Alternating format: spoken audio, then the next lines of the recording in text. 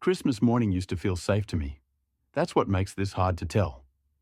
I woke up before dawn on December 25th to the sound of bells. Soft, distant, wrong. Not jingle bells. Something slower, metallic, like someone tapping a spoon against glass. The house was cold, too cold for the heating to be on. My breath fogged as I stepped into the hallway, the floorboards biting into my feet.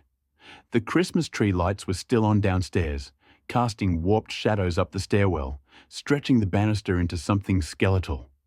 I remember thinking, Mom must have left them on again. That was the last normal thought I had that day. At the bottom of the stairs, I saw the presents.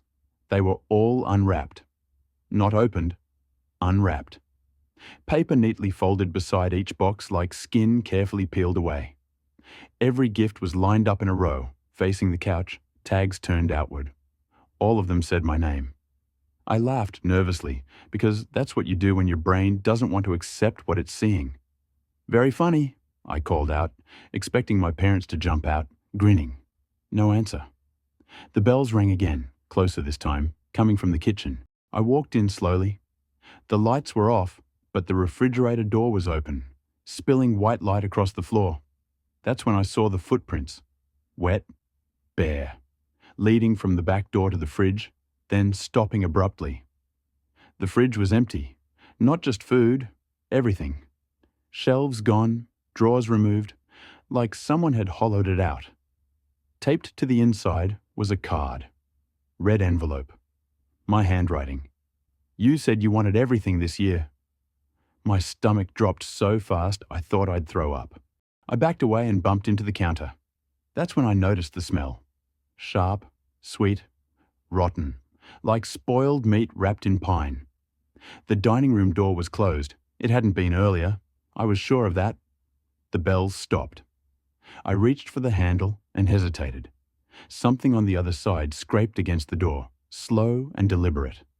Someone breathing, shallow and wet. "Mom?" I whispered. The scraping stopped. Then the door swung open. The table was set for Christmas dinner. Plates, glasses, candles, all perfect. Except the chairs were occupied. My parents sat there, stiff and upright, eyes open and glassy. Smiles stretched too wide, mouths forced into place with twine that cut into their cheeks. Their skin had gone grey, waxy, like mannequins left in the sun. Behind them stood a figure in a red suit. Not Santa. Its beard hung in clumps, soaked dark at the tips. Antlers rose from its head, scraping the ceiling. Its eyes reflected the candlelight like an animal's, yellow, hungry. It placed a heavy hand on my father's shoulder. "You didn't come down when I arrived," it said, voice layered, like several mouths speaking at once. "That's rude." I couldn't move. My legs locked, my heart pounding so loud I was sure it could hear it. It tilted its head. "But it's all right. You're here now." The bells started again. Tied around its wrist, I realized. Little silver bells, stained brown. It stepped toward me, and the floorboards groaned in protest. "I bring gifts," it said, "and I take what's owed." I finally screamed. The lights went out. I woke up on the living room floor, wrapped in a blanket. Morning sunlight streamed through the windows. The tree was normal, presents wrapped.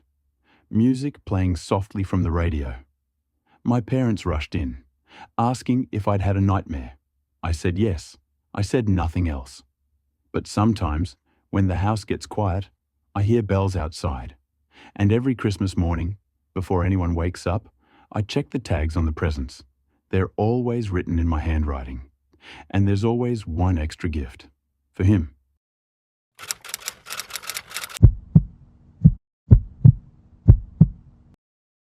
I stopped celebrating Christmas the year it followed me home. It started out warm, strangely warm for December. No snow, no frost on the windows, just rain tapping against the roof like fingers asking to be let in. I remember checking my phone, December 25th, 6:12 a.m., and feeling irritated instead of excited. I was alone that year. My family had gone out of state, and I'd volunteered to stay behind, claiming work. The truth was, I didn't want the memories. I thought silence would be easier. I was wrong. I woke up to the smell of burning pine. At first, I thought the tree had caught fire. I bolted upright, heart racing, but the living room was dim and calm. The tree stood perfectly fine, lights glowing steadily. No smoke, no flames. The smell was coming from the hallway. I followed it toward the front door. The doormat was soaked, leaving a dark stain on the hardwood beneath it. Meltwater, I assumed, except it hadn't snowed. The front door was unlocked. I never leave it unlocked. Outside, my porch was covered in footprints. Deep ones pressed hard into the wood as if something heavy had stood there for a long time. They didn't lead away. They just stopped. There was a box on the porch. No wrapping paper, no bow. Just a plain cardboard box, damp and sagging, with my name written on top in blocky red letters. I carried it inside, every instinct screaming not to open it. It was warm, not room temperature warm, body warm. Inside the box was a sweater. It was mine. I recognized the tear near the cuff, the stain I'd never managed to wash out, but I hadn't owned it in years. I'd donated it. I remembered dropping it into a bin and feeling relieved to be rid of it. Tucked into the sleeve was a note. "You left this behind." The rain stopped suddenly. The house fell quiet like it was holding its breath. That's when I heard footsteps upstairs. Slow, bare, wet. I didn't call out. I didn't move. I stood frozen in the living room, staring at the staircase as water began to drip down the banister, pooling on the floor. A shape appeared at the top of the stairs. It looked like me. Not a perfect reflection, more like a memory gone wrong. Its skin sagged, eyes too dark, mouth smiling a second too late. Its hair clung to its face as if it had just crawled out of something deep and cold. "You forgot Christmas," it said, my voice warped and echoing. "I kept it for you." It stepped down, and the wood creaked under its weight. With every step, the air grew colder, the smell of pine stronger, sharper, until it burned my nose. "I waited," it continued. "Every year you didn't come back, I waited." I finally found my voice. "What do you want?" Its smile widened until the skin split at the corners. "To trade," it said. The lights flickered. The tree went dark. I ran. I don't remember unlocking the door or crossing the yard. I only remember the sound of footsteps behind me, matching mine perfectly, never gaining, never falling back.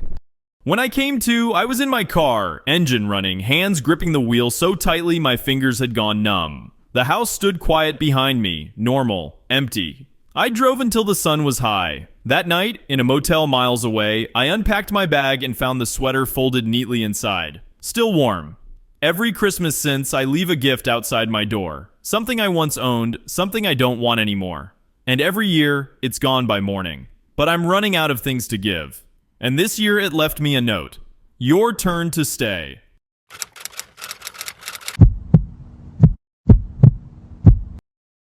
The night the bells froze, I knew Christmas had finally found me. Snow pressed against the windows like a listening ear, muffling the town into a white silence. I was alone in my childhood house, back to sell it after Mom's funeral, back to pretend the past had forgiven me. The tree still stood in the corner, needles brittle, lights blinking in a tired rhythm. I hadn't plugged them in. They blinked anyway. At midnight, the bells began. Not church bells. Those were miles away. But the little brass ones Mom used to hang on the back door every December. They jingled softly, patiently, as if someone were testing whether I was awake. I told myself it was the wind. The wind, after all, had fingers. Then I heard my name.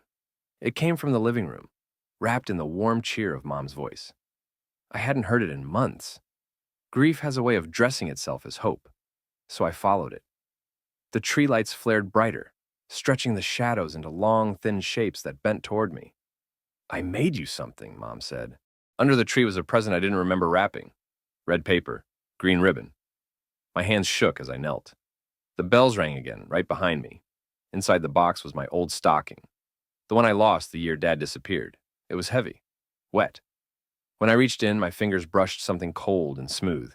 A tooth, then another. Then a ring I recognized, still etched with Dad's initials. The lights went out. In the dark, something breathed Christmas-sweet air against my neck, smelling of pine and rot. Mom's voice returned, closer now, wrong somehow. Stretched thin like tinsel pulled too tight. You were always so good at hiding, it whispered. Now it's my turn. The bells jingled once more, and I realized they weren't on the door anymore. They were around my wrist, tied in a bow that pulled tighter every time I screamed. Outside, the snow kept falling soft and forgiving, burying the sound.